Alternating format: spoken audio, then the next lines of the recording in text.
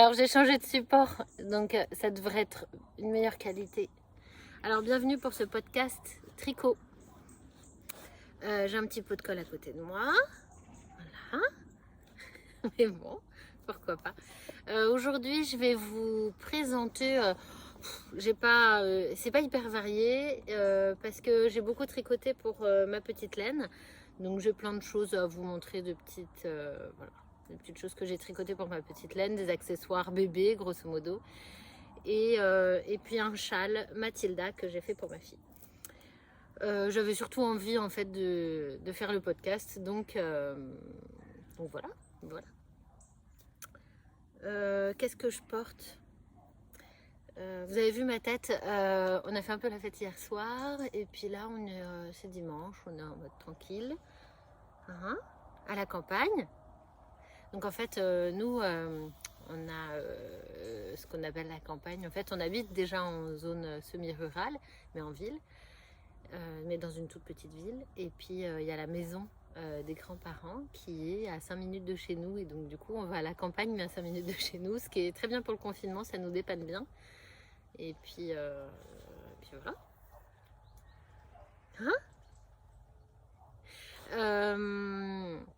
Donc je vous mettrai des petites vidéos à chaque fois en fin de vidéo, à la toute fin je mets quelques images de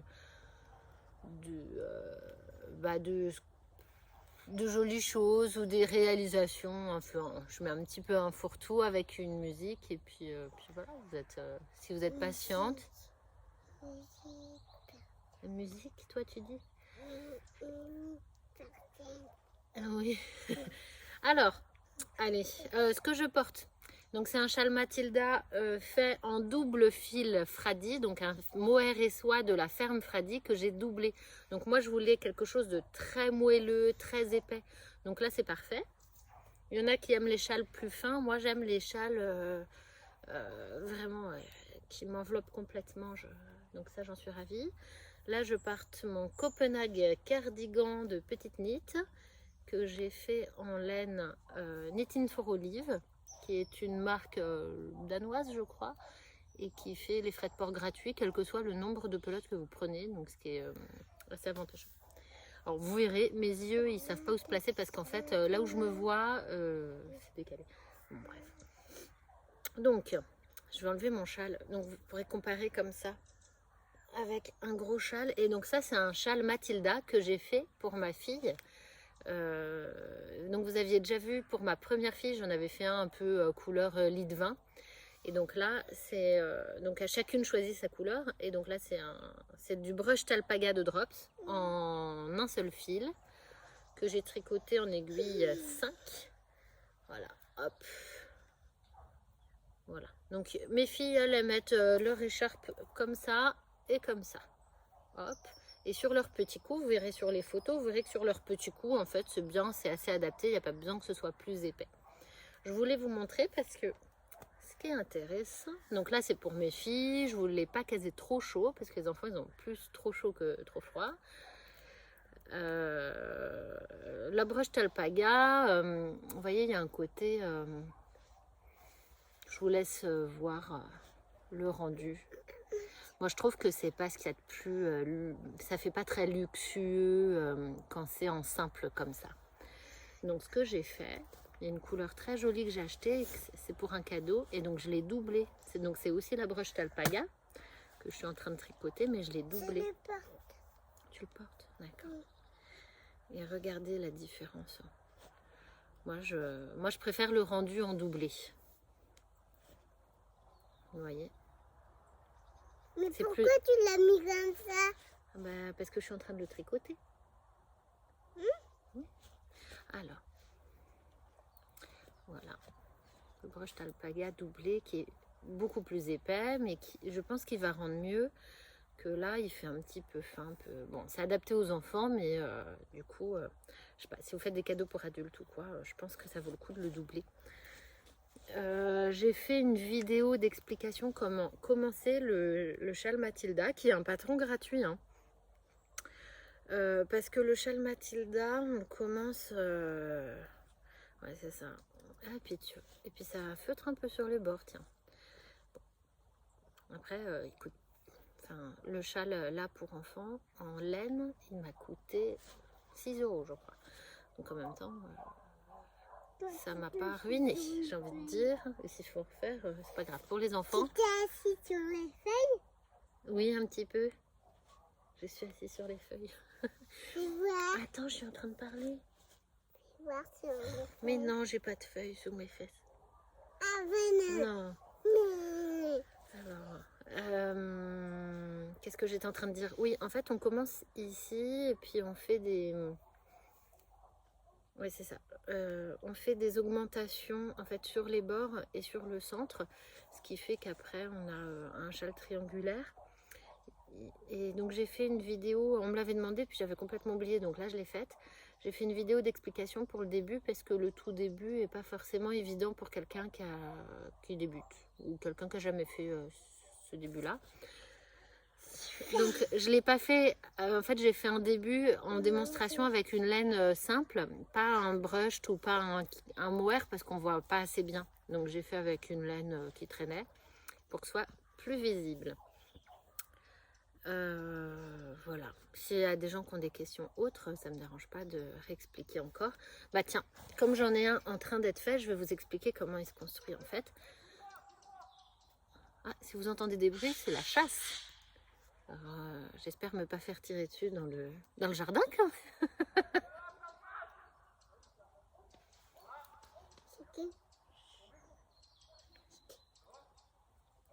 Bah, c'est le jardin. C'est la chasse. Ils sont proches, hein. Genre, on a l'impression qu'ils sont derrière moi. Puis ils crient en fait, c'est un peu... Bon. On range. Puis on est dans le jardin. Là, il y a un petit... vous voyez, on est un peu en contrebas. Bon. Bon. Hein? Ils sont pas longs. Alors, vous voyez, sur le milieu du châle, on a deux marqueurs qui séparent une maille. Donc en fait, sur chaque rempère, on va faire une augmentation de part et d'autre des marqueurs en fait. Donc la maille du milieu, en fait, on n'y touche jamais, on la tricote tout le temps normalement. Et de part et d'autre, un rang sur deux, on va augmenter. Et pareil, sur les côtés, on a 3 mailles et un marqueur. Et ben à chaque fois, sur l'intérieur du marqueur, sur chaque rempère, on va augmenter. Et voilà, et ça de chaque côté. Maintenant, tu es allé du côté où il n'y a pas de place. Si tu veux de la place, il faut aller de l'autre côté. Non, je veux ici. Tu veux aller ici? Oui. Ah bon? Non. Ah, tu changes d'avis en plus. Bon, bah, c'est bien. Vive le podcast de... Bon, en même temps, je le fais quand même parce que je vois pas quand je vais pouvoir le faire sinon. Donc, on s'agrémente de ma petite poulette. Bon, j'aime autant quand elle n'est pas sur les réseaux sociaux, mais bon. En même temps, le monde des tricoteuses est un monde quand même restreint. Voilà pour le châle.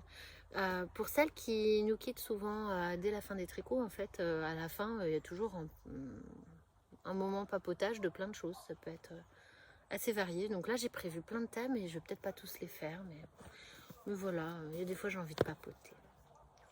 Alors, après, en fait, ce que j'ai fait. Vous voyez ma jolie balançoire fait maison avec des...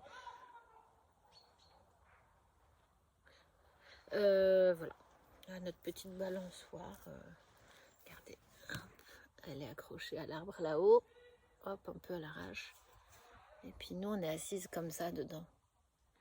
Ça permet de se balancer. Et puis c'est un peu... Des petites choses, parfois, ça nous égaye une journée. Hein. Vous voyez, de faire un petit podcast là, comme ça. Regardez comme c'est joli. Bon, après, je vous ai fait des petits films du jardin parce que c'est beau. Je vois pas. Ouais, hop. Alors, les filles n'ont pas, en fait, ont pas un fort accès aux écrans, enfin même très peu. Et donc, quand il y en a un, bah, elles veulent voir. Alors, donc vous savez, j'ai l'entreprise Ma Petite Laine, donc qui fait des cocons de naissance. Et puis j'ai une copine qui m'a demandé de lui en tricoter un. Donc le voilà. Donc ça, c'est pas de la laine que j'utilise dans l'entreprise, c'est une autre que j'ai trouvée chez Nose. C'est de la 100% laine de la marque Tech Tech, je crois.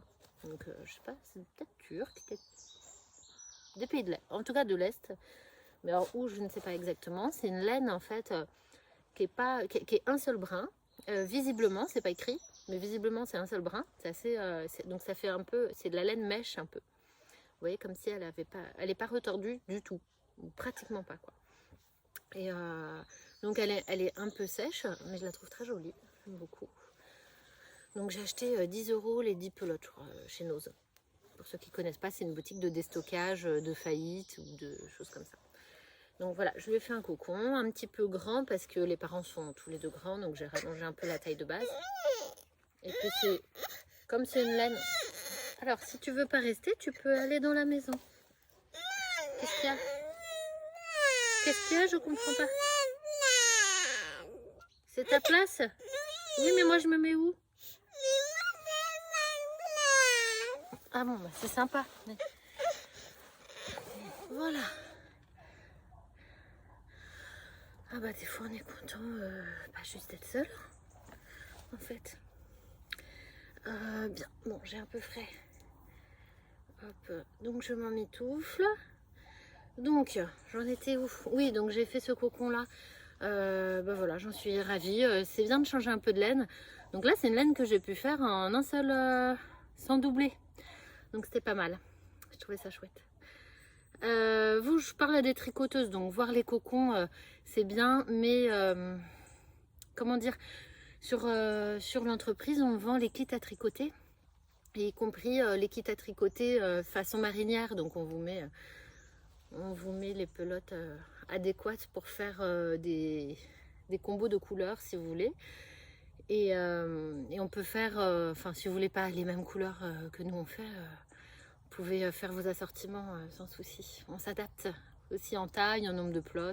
Si vous voulez faire tout de suite pour un très grand bébé ou un bébé déjà né, il ne faut pas hésiter à nous demander des choses en direct. Donc ouais, ça marche pas mal, hein, je suis contente. Alors j'imagine que c'est par le podcast que la plupart des commandes de kits à tricoter se font. Donc merci de l'engouement, je suis ravie, vraiment ravie de la tournure que prend cette entreprise. En fait, ce qui est chouette, c'est que le message passe hyper bien et c'est les bébés qui en bénéficieront, hein. Moi, c'est mon objectif premier. Donc, je suis vraiment hyper contente. Et voilà, que ce soit les professionnels de la petite enfance, les gens qui s'approprient bien, les mamans qui ont envie de participer à ça, d'avoir un cocon, de faire bénéficier à leur bébé. Voilà, ce côté maternant aussi. De sensations, de plein de choses, je suis contente. J'espère que... peut-être en fin de vidéo, je vous mettrai quelques stories que je poste sur Instagram, qui sont des stories, c'est-à-dire des courtes vidéos qui expliquent, qui font des points techniques sur l'avantage d'un cocon, les positions et tout. Je vous mettrai ça à la fin pour celles qui ont envie d'un peu de rab. Ça peut être sympa. Voilà. Alors, en fait... Tiens, alors j'ai tricoté en fait beaucoup de choses. J'ai même détricoté beaucoup de choses. Donc là, je vais vous montrer que ce que j'ai gardé tricoté. Tiens, j'ai gardé... ça, c'est le cocon marinière. Pas mal, hein? Voilà. Et je vous fais un petit gros plan sur l'étiquette. Et pour les prochains kits à tricoter, d'ailleurs, on a prévu une étiquette comme ça, avec pas écrit tout à fait pareil, puisque là, c'est pour la marque, mais avec une petite étiquette de ce type-là, pour agrémenter un peu les kits. Donc ça, on se disait que ça serait sympa. Je sais pas ce que vous en pensez, mais nous, on est complètement fans du cocon marin. Si vous prenez le kit à tricoter, vous pourrez mettre la largeur que vous voulez de rayures d'ailleurs, et puis ça permet d'agrandir un peu si on veut, si le bébé est déjà un peu grand. Alors, ensuite, en fait, je fais plein de tests pour les différentes tailles, en fait, parce que parfois on a des commandes perso. Donc là, par exemple, moi j'ai utilisé une laine que j'ai détricotée 1000 fois, mais pour faire un... Alors, est-ce que ça va se voir? Voilà, un béguin. Donc là, il n'est pas très beau parce que c'est une laine qui a peiné, je l'ai détricoté. En fait, c'est la première laine que j'ai achetée quand j'ai commencé à tricoter, donc il y a plus de 3 ans. Et c'est la laine du coup qu'en a bavé. Voilà. Donc je voulais juste faire des tests pour voir les grandeurs et profondeurs de béguin pour un bébé de 6 mois par exemple. Voilà. Donc j'ai fait des tests comme ça. Ça m'a permis de patronner correctement. Pourquoi j'ai fait? Oui, parce que on veut faire des petits jeux au concours. Donc j'ai fait du coup les chaussons. Des petits chaussons avec la même laine puisqu'il me restait pas grand chose dans cette laine. Donc voilà, on a fait chaussons pareil taille 6 mois. Et puis on va faire bientôt en fait sur Instagram, ouais, je pense qu'on va faire que sur Instagram par contre, un concours pour gagner les choses que je vous présente là.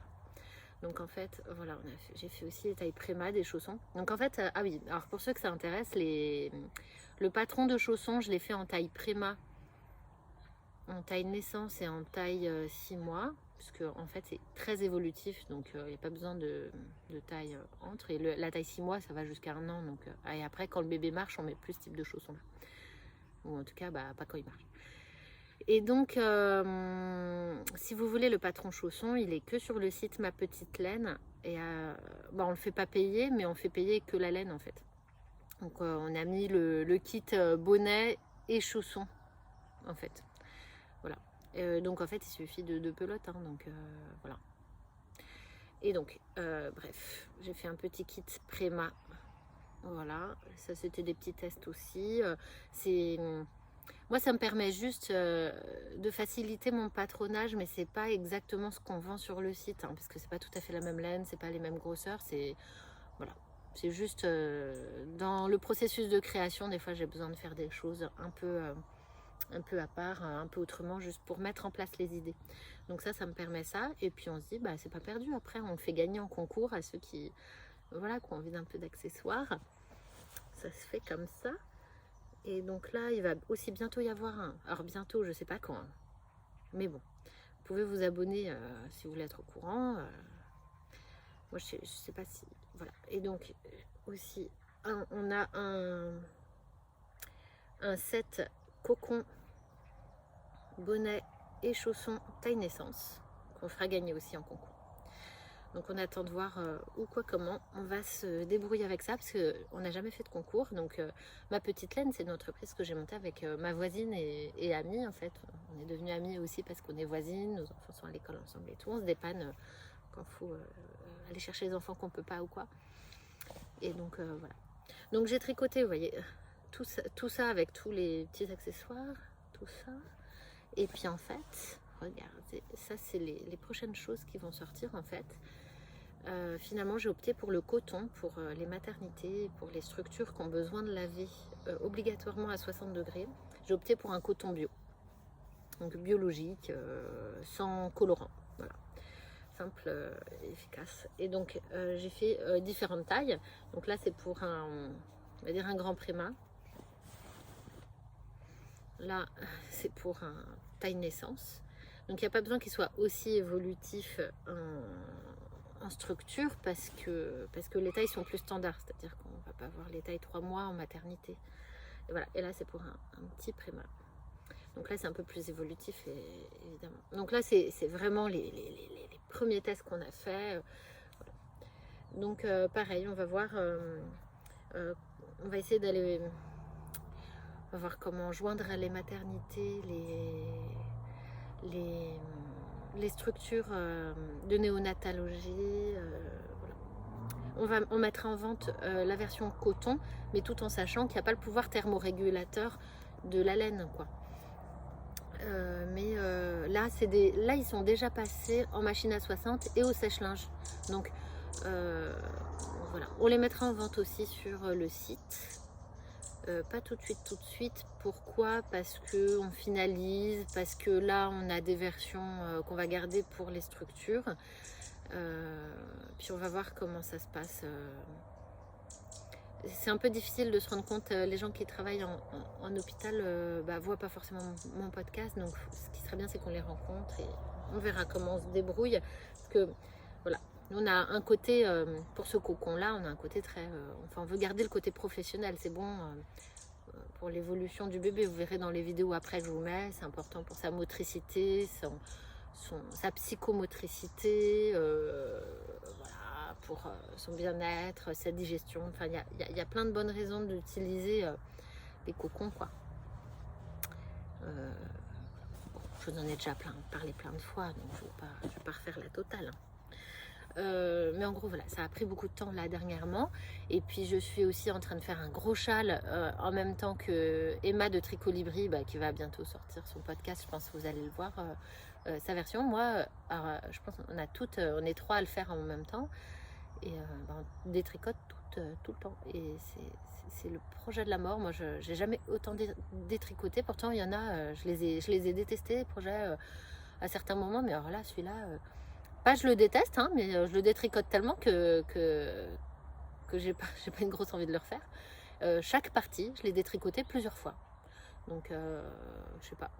Faut avoir si vous voulez du challenge, le Lunae, donc ce châle particulier qui est en point mosaïque. Le point mosaïque, c'est très simple, hein, mais c'est pas le point mosaïque qui complexifie, c'est la structure du châle qui est particulière. Faut tout le temps compter chaque chose que vous faites. Faut millimétrer, noter, barrer la zone. Enfin, et on peut pas la barrer parce qu'on réutilise les mêmes phrases plusieurs fois. Enfin, et même en comptant, j'ai réussi à me tromper. Enfin, voilà. Pourtant, il est relativement bien expliqué, hein, mais voilà, la structure est plus complexe que d'autres choses et il me fatigue. Donc j'ai perdu beaucoup de temps avec ça, mais en même temps, je me dis, je suis pas pressée. En fait, la seule chose qui me presse un peu de tricoter, c'est de vous montrer des choses terminées.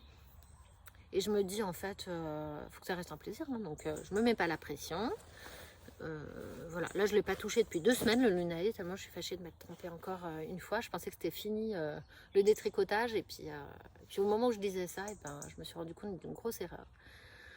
Voilà. Et puis là je suis dans la partie la plus longue du châle. Enfin, je vous en reparlerai, c'est pour ça que je vous parle pas des encours habituellement, c'est pour tout vous dire quand il est fait. Voilà quoi.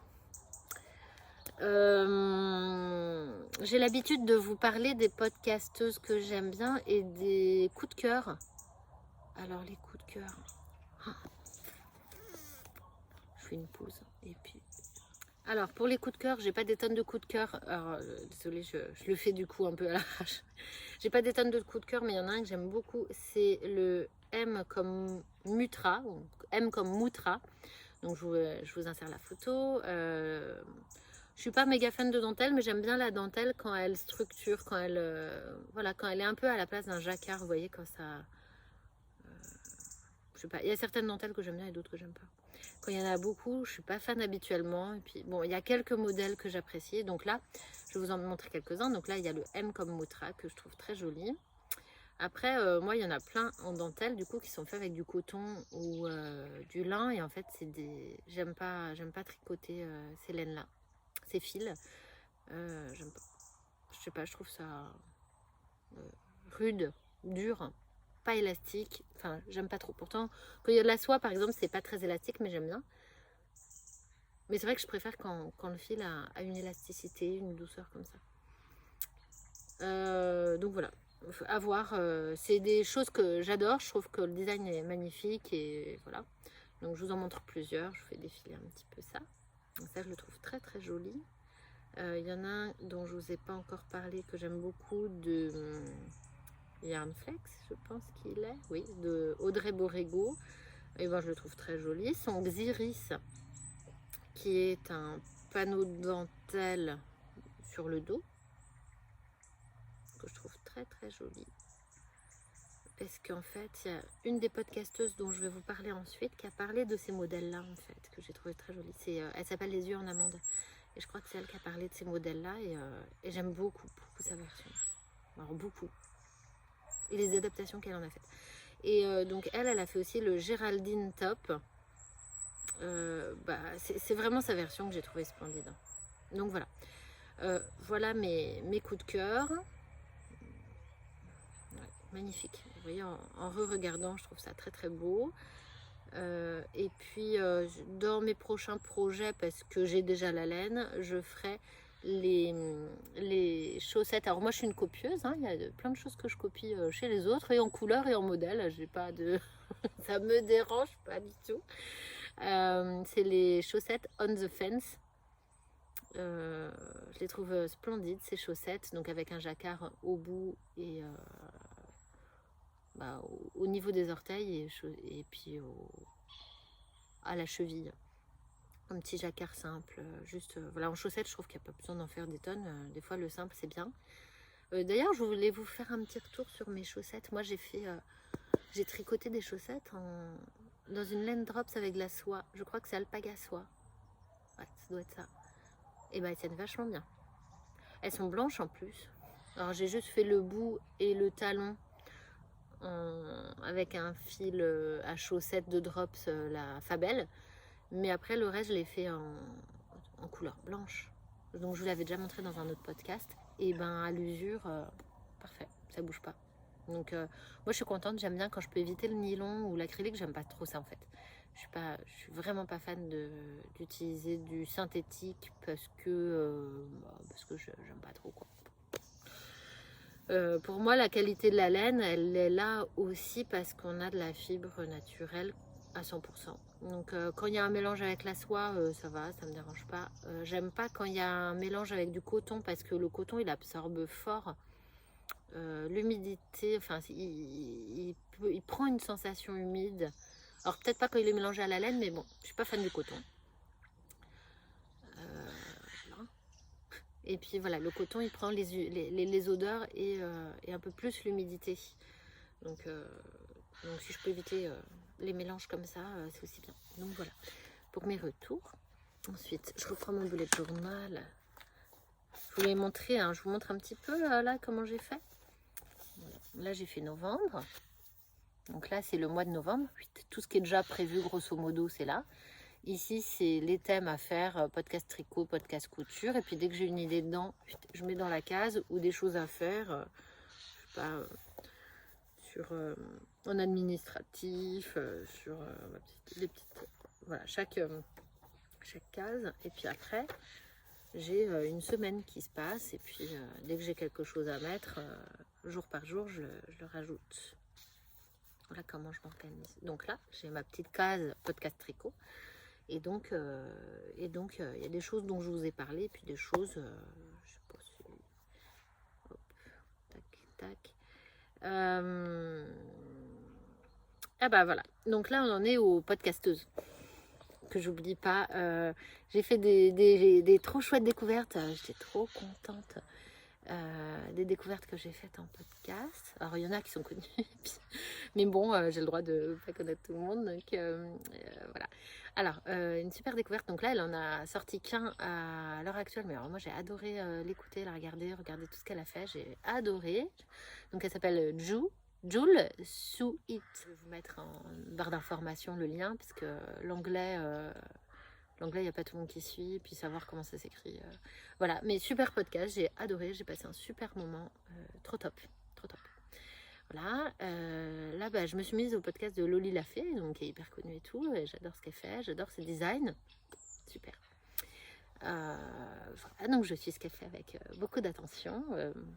Un jour, je me laisserai tenter, mais je suis encore indécise. Là, je ne sais même pas ce que je vais faire les prochaines fois, voilà, à part la chaussette là, que j'ai prévue.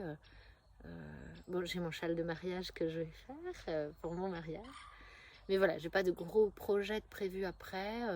Il y en a qui me font de l'œil, mais voilà. Donc je pas de stock de laine en plus. Donc voilà. On verra une fois que j'aurai fini un peu toutes les petites choses qui me prennent un petit peu au niveau de l'organisation. J'ai pas envie de me surcharger en fait. Et puis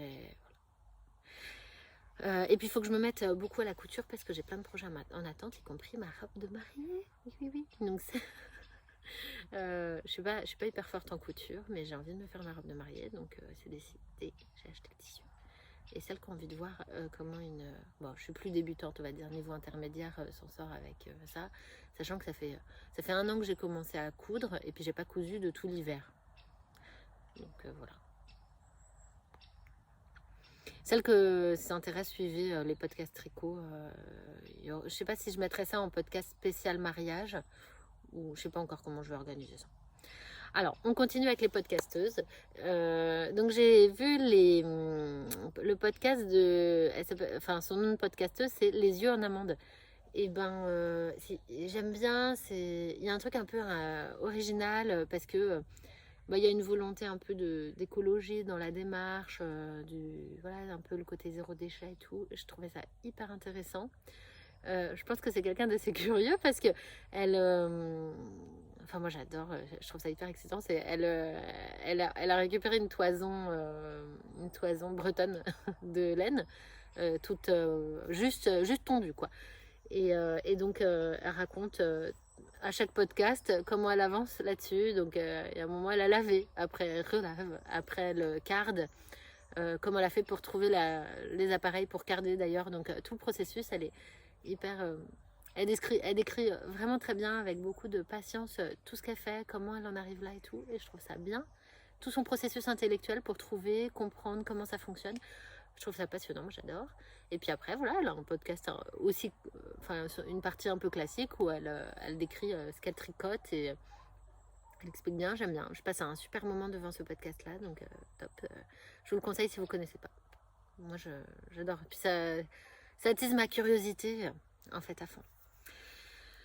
Ensuite, et ben enfin, il y a Miminite, qui est bien connue, Mimi. Elle est drôle, elle est pétillante, elle est pleine de vie, c'est un bon moment aussi pour ça. Voilà, pour les podcasts. Et bien voilà. Alors, je lis mes petites notes sur les choses que... Ah bah oui, tiens, je voulais vous parler un petit peu...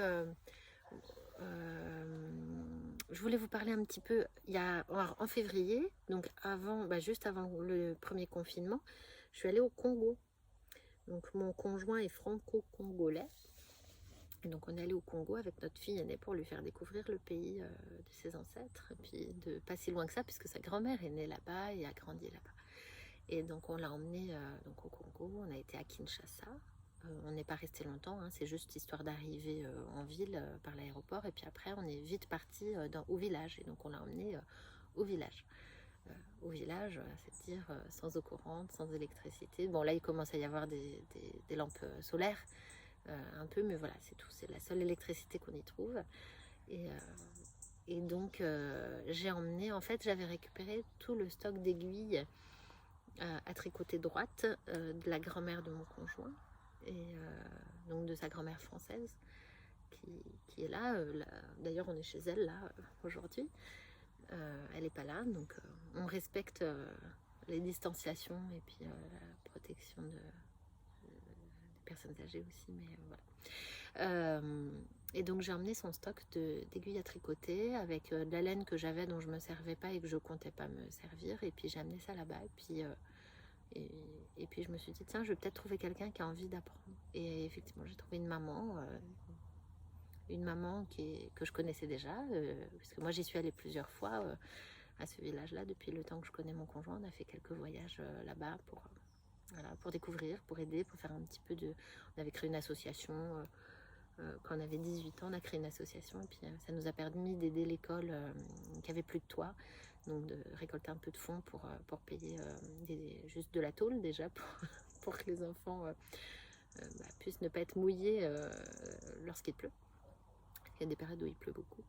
Enfin bref, je sais pas si... Bon, ça c'est encore une autre histoire, tout ce qui est humanitaire et tout, c'est un autre pan de ma vie encore qui me paraît quelque part assez loin, puis parfois qui ressurgit, c'est étonnant. Je vous en parle après. Donc bref, j'ai trouvé une maman là-bas, qui est une dame de la famille en fait, et qui, je lui ai montré 2-3 fois, enfin 2-3 points, et elle a tout de suite pigé, elle a pris, elle a fait.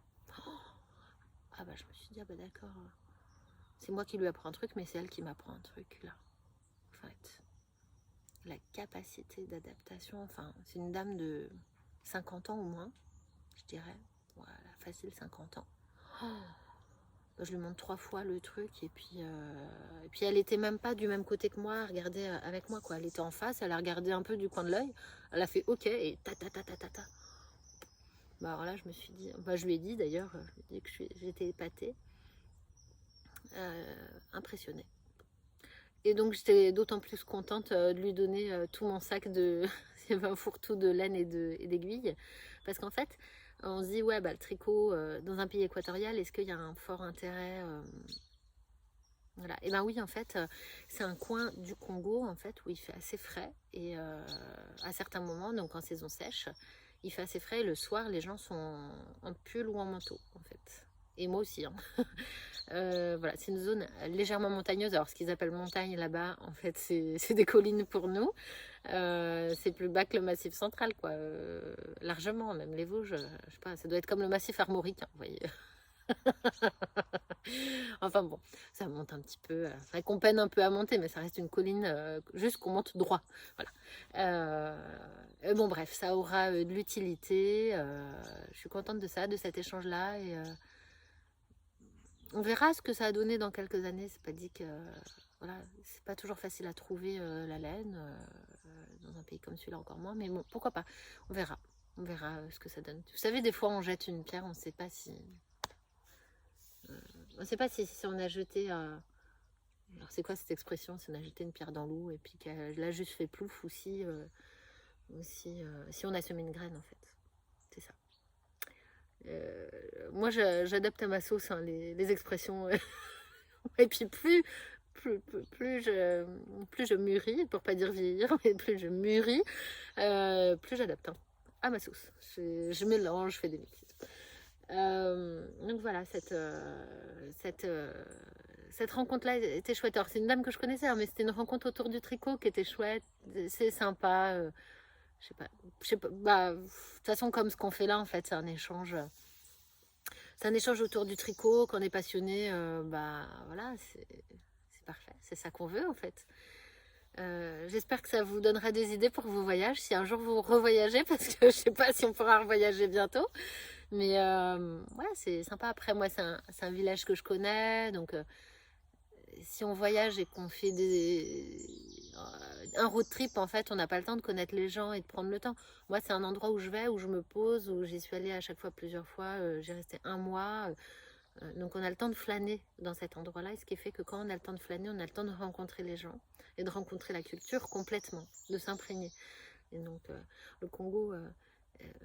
donc c'est un grand pays qui a, voilà, on ne peut pas comparer l'Est et l'Ouest, c'est des cultures complètement différentes par exemple, et donc il y a tellement d'ethnies, il y a plus de 500 ethnies, enfin ethnie, c'est un grand mot, mais enfin voilà, il y a 500 patois par exemple, les gens ne parlent pas du tout la même langue en fait d'un côté et de l'autre du pays, ou même à 20 km près, la langue est assez changeante. Mais voilà, ouais.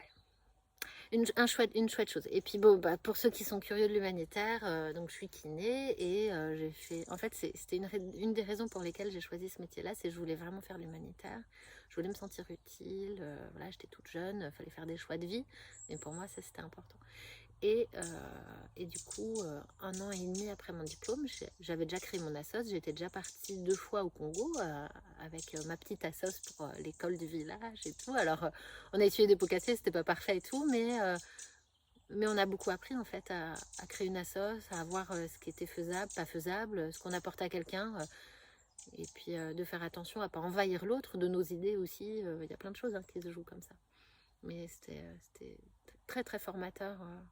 À un âge où on en avait, enfin ça nous a beaucoup servi pour tout, hein. Et donc bon, l'humanitaire j'en ai fait donc en tant que kiné, j'étais donc en fait il y a eu le séisme en Haïti, donc je suis partie plusieurs fois en Haïti pour donc moi je me suis principalement occupée des amputés. C'était fort, difficulté, plein de choses. S'il y en a qui veulent que j'en reparle, il n'y a pas de souci. Moi, j'ai jamais changé là-dessus. Je m'étale pas trop parce que ça peut être envahissant pour celui qui entend. Il a peut-être pas envie de tout entendre, en fait. Et donc, c'est par respect pour celui qui... Dans une vidéo, en fait, on regarde une vidéo et on reçoit passivement. Et c'est pas pareil que quand on lit un livre, quand on a envie de faire une pause, on s'arrête et on reprend. Alors que là... Si vous avez envie que je développe, il n'y a pas de souci. Sinon, je vais rester en superficie. Donc, Haïti, c'est un pays qui va mal, qui allait mal déjà avant. Et avec le séisme, ça a été terrible. Soigner, c'était nécessaire, mais c'était pas le seul souci de leur vie. C'est-à-dire qu'il y avait tout à reconstruire. Donc, c'était pas évident.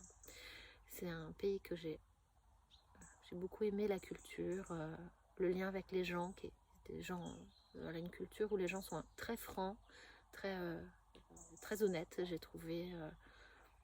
voilà, je me suis sentie bien au milieu des Haïtiens assez vite. Alors que par exemple, vous voyez, je suis allée plusieurs fois au Congo, il m'a fallu, plusieurs voyages pour apprécier pleinement. Haïti, j'ai trouvé ça plus facile comme premier voyage.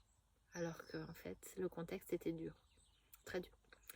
Voilà, parce que j'y suis allée en direct urgence. Donc il venait d'y avoir le séisme, donc il y avait encore tous les bâtiments effondrés. Ils sont restés effondrés longtemps, hein, ça a mis du temps à se reconstruire, c'est pas encore complètement terminé, mais voilà, il y avait les camps dans la rue et tout. Voilà. Quand il y a une catastrophe, il y a aussi la catastrophe du système tout entier qui s'effondre un petit peu. Donc voilà. Il y a des piliers qui se cassent la gueule et que difficile. Quand on est jeune, c'est difficile d'être témoin de choses comme ça. Quand on part en humanitaire pour la première fois, on se dit avec toute la bonne volonté du monde, tout ira bien. En fait, on se rend compte que ça nous dépasse un petit peu quand même. Mais toute cette énergie qu'on a quand on est jeune, en fait, elle remplit les gens d'un peu de bonheur et c'est déjà ça pour eux, j'ai envie de dire. Et voilà. Le retour est difficile parce qu'il faut digérer tout ce qu'on a vu, vécu et tout ce qu'on n'a pas pu faire. Il faut digérer ça aussi, mais c'est intéressant. Ça part un petit peu loin, hein, mais je me dis c'est bien, c'est le genre de choses qu'il faut partager. Puis vous pouvez zapper, en fait. Rien ne vous empêche de... Voilà. Il y a autre chose dont je voulais vous parler. J'ai lu, alors je vais pas vous parler souvent de livres parce que je lis peu. J'adore lire, mais ça s'imbrique hyper difficilement dans ma vie actuellement. Mais j'ai beaucoup lu par phase. Moi, je suis quelqu'un qui lit par phase, par moment de l'année, par phase. Bon. Et là, j'ai lu un livre en 2 jours. Il m'a transporté, c'était magnifique. Ça s'appelle Mon frère est un extraterrestre. C'est écrit par Florent Bénard. C'est son premier roman. C'est quelqu'un qui a déjà écrit des livres pour enfants, mais là, c'est un livre pour adultes qui explique la vie de Florent, qui a un frère autiste. Et donc, c'est sur la vie de Samuel, son frère. Et donc, sa vie à lui, de frère qui l'a accompagné dans sa vie d'autisme, voilà, face à leur enfance et à leur vie d'adulte. Donc là, c'est des gens qui ont maintenant 35-40 ans. Et voilà, comment ils en sont arrivés là où ils en sont. C'est un livre très beau, très poignant, qui est empli d'amour. Et si je devais résumer en 1 ou 2 phrases, je dirais que c'est que l'amour est souvent évident, mais pas toujours. Et avec l'autisme, il y a des fois où il est clairement pas évident l'amour. Et c'est sur la beauté de cet amour qui peut être évident et parfois pas du tout. Et donc sur l'accompagnement de la personne qui est Samuel, par ses parents, par ses grands-parents, par son frère, par sa sœur aussi, par des amis autour, les gens qu'il peut y avoir en dehors, qui accompagnent aussi pour le sport, les activités extrascolaires. Voilà, c'est un livre sur l'amour et la différence, et l'acceptation, et la résilience, je dirais. Mais très beau, c'est pas un film, c'est pas un livre où ils ont mis un suspense, je sais pas quoi. Non, c'est juste de la beauté, beaucoup d'émotions. C'est très chargé en émotions, mais très beau. C'est pas pesant, c'est juste rempli d'émotions, de la belle émotion. Vraiment, je vous conseille de le lire ou de l'offrir. Moi, il n'y a personne d'autiste dans ma famille. Voilà. Il se trouve en fait que Florent, l'écrivain, c'est mon ami. Donc c'est toujours délicat de se dire est-ce que j'aime ce livre parce que je suis fière de ce qu'a écrit mon ami ou pas, mais alors là pas du tout, vraiment moi j'en aurais juste pas parlé si j'avais pas aimé en fait. Et là mais j'ai été transportée, ça m'a accompagnée, ça m'a empli de plein de choses. Je pense que c'est hyper, un très très beau livre. J'en parle pas plus, mais j'en ai parlé un petit peu sur Instagram et tout, mais au cas où il y en a qui sont pas sur les autres réseaux sociaux, je vous conseille de le lire. Il se lit hyper vite. Et voilà, il y a plein de phases, on passe par plusieurs phases dans ce livre-là. Mais il est bien, il est vrai, c'est un livre un peu tel quel. Il n'y a pas de fioriture, il n'y a pas de rajout d'hyper-émotion, c'est pas larmoyant du tout. Voilà. J'espère qu'il vous plaira pour ceux qui se laisseront tenter. Et ben c'est déjà pas mal. Hein. Je sais pas ce que vous en pensez. Ceux qui veulent que je reparle un peu de sport, il n'y a pas de souci. Je pense que je reviendrai de moi-même à d'autres moments. je vous souhaite un bel automne. Donc je vous mettrai quelques petites vidéos du jardin qui est vraiment magnifique avec des belles couleurs en ce moment. Et puis j'espère que vous profitez de chaque instant, même ceux qui ne sont pas si évidents que ça. Et puis hâte de retrouver une liberté de circulation qui est un droit fondamental et que j'ai hâte de retrouver. Voilà. Je voulais le dire quand même. Je vous dis à bientôt. J'espère avec des projets plus conséquents qui vont peut-être vous transporter plus ceux qui n'ont pas de bébé. Mais bon, les cocons, on est content de les offrir, non? Merci à tous ceux qui me font des retours. J'adore avoir des retours. N'hésitez pas, même si c'est un petit mot, même si c'est un petit cœur, c'est trop cool. J'adore. Moi, ça me fait plaisir et tout. Je m'en fiche d'être mieux référencée sur YouTube, mais j'adore. Voilà. Ah oui, et puis les châles Mathilda, en fait, je suis trop contente parce que du coup, on a toutes, mes filles et moi, bon, la dernière, je ne l'ai pas encore fait, mais mes deux grandes filles et moi, on a toutes notre petit châle Mathilda. Et même si c'est pas du tout les mêmes couleurs qui vont pas forcément ensemble, hein, et en fait, bon, j'en ai un autre qui va avec les autres. Et c'est cool. Voilà. Bon, j'ai du mal à vous quitter, mais voilà, il y a une fin à tout. À bientôt. Et voilà, je vais aller retrouver ma petite famille. Alors, pour commencer, le cocon, vous avez vu, c'est un petit... c'est comme une grosse chaussette avec les bords roulotés. L'avantage des bords roulotés, c'est qu'on peut adapter à la taille du bébé. Et donc, le bord rouloté doit arriver au coude, ce qui permet, en fait, au bébé d'avoir accès à ses mains. Sinon, ses mains ont tendance à partir un peu loin, comme ça. Et pendant les réflexes de Moro, hein, c'est un réflexe que les bébés ont de beaucoup bouger leurs mains, surtout quand il y a des sons qu'ils entendent qui sont un peu bougés un petit peu rapidement. Ils vont avoir un réflexe de Moro et donc le cocon, en enveloppant jusqu'au coude, va permettre de garder les mains là et de limiter ce réflexe-là, ce qui va permettre un réendormissement aisé et une position plus rassurante pour les bébés. Point technique sur les cocons de naissance. Donc, notre cocon de naissance, ma petite laine, sont faits pour que le bébé soit en flexion dedans. Et cette flexion-là, elle va permettre au bébé de libérer en fait la mobilité de son cou. Un bébé qui est en extension, donc a les jambes toutes droites, tout en I, ça va bloquer un peu son cou et il va avoir plus de difficultés à bouger sa tête. Alors que quand vous mettez votre bébé en flexion des jambes, donc les jambes relevées vers lui-même, ça va libérer les mouvements du cou et ça va éviter les têtes plates du bébé. Donc ça, c'est quelque chose d'hyper important pour nous kinés et que va apporter en fait le cocon. C'est important que le bébé soit dans de la mobilité et si on ne lui amène pas, il va avoir du mal à la trouver. Donc permettons-lui ça. Un autre point technique sur le cocon, ma petite laine. Alors, votre bébé, quand il était encore dans le ventre de la maman, il était tout le temps en contact avec la paroi de l'utérus. Donc, il y avait une permanence de contact. Et donc, quand le bébé naît, il peut manquer un peu de cette permanence de contact. Donc, le cocon, en fait, de par le fait qu'il enveloppe presque complètement le bébé, va lui apporter cette permanence de contact. Et donc, va rassurer le bébé d'un point de vue sensation. Donc voilà, c'est bénéfique pour le bébé, il va être beaucoup plus apaisé avec une permanence de contact. D'ailleurs, tout comme quand on porte le bébé à bras ou en écharpe de portage, il y a cette permanence-là qui est réconfortante pour le bébé. Le cocon fait partie de ces objets qui sont vraiment bénéfiques pour le bébé.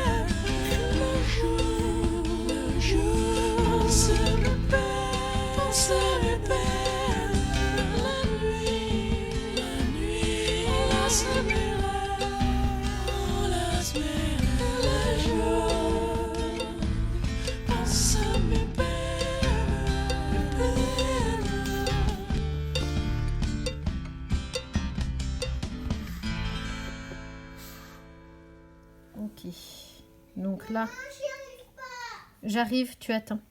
Donc là, on a monté 6 rangs. Et donc, on va... donc, on garde avec le fil de ce côté-là.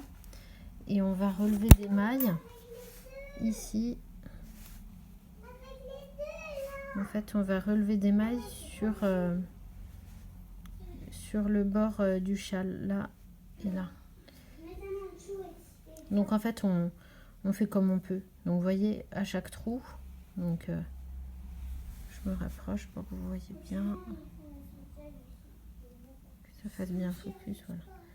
Donc on va chercher une maille dans chaque trou qu'on peut. Donc là, là, là, ça fera 3, 4, 5 et 6. Grosso modo quoi.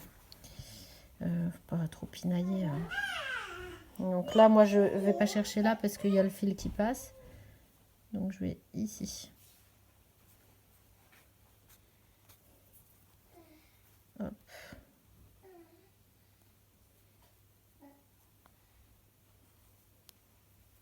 1.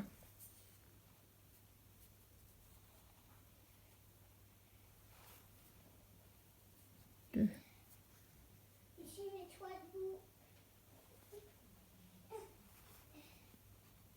3.